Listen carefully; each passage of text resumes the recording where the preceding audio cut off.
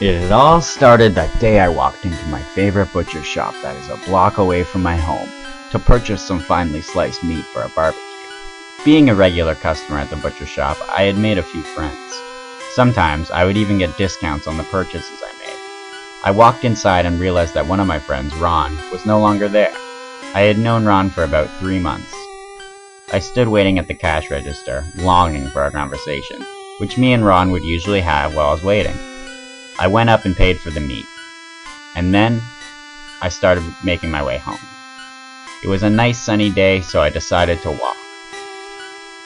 As I was walking home, I looked at the meat I was carrying, wondering why it tastes so good. It's so good you may even think it was made from human flesh. I shook the feeling knowing that I was being paranoid. I got home and prepared the meat for the barbecue. Several weeks later, I began to crave some more meat, so I walked down to the butcher shop once more. This time, not only Ron was missing, but so was Jennifer. She was a cute girl who I'm grown very fond of. I had asked one of the butchers what had happened to Ron and Jennifer, to which I got a very unnerving response. The butcher's eyes darted back and forth. It was as if he was growing nervous. I eyed him suspiciously.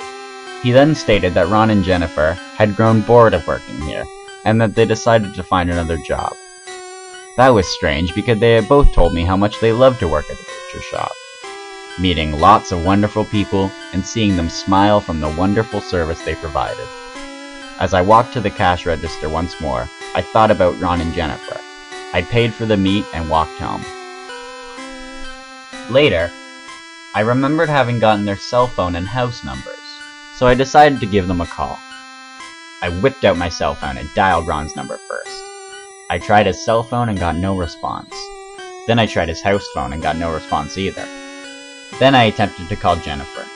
I called both cell phone and house phone, but I got no response. I had thought for a very long time, wondering what had happened to him, and I remembered the strange response I got from the butcher when I had asked him what happened to Ron and Jennifer. I dismissed it and proceeded making my way home. Once I had gotten home, I couldn't shake the feeling of the butcher's strange response and my friend's disappearance. I couldn't fully enjoy the thin slice of meat I was having for dinner. Then came the day when I went to the butcher shop looking for my friends. Inside, I called Ron's cell phone number, hoping he'd pick up, and then I heard Ron's ringtone within the butcher shop. I frantically looked around for him, but I found that the ringtone was coming from over the counter, where the butcher chops up the meat. Then I found him walking out from the back room where all the meat is stored. I asked what Ron's cell phone was doing sitting on a table. The butcher said that the cell phone belonged to him. I had countered his argument, stating that the cell phone sitting on the table was clearly Ron's cell phone. I knew what it had looked like from the day he bought it, excitedly showing me his brand new cell phone. I eyed the butcher and left the shop without buying any meat. It had been over a few months since my friend's disappearance. Then one day while flipping through the channels, I found the local news channel, and there was a report of a butcher being convicted of murdering a man and a woman at a nearby butcher shop. The report stated that the butcher had tried to murder a customer that entered the shop. The customer ran out and desperately called for help, as to which a nearby police officer heard the customer's plea and arrested the butcher.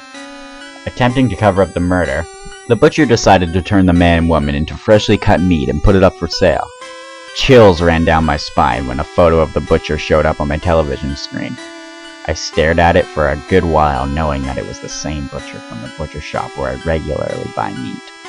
I knew he was trying to hide something, but most importantly, I knew the man and woman he had murdered was Ron and Jennifer.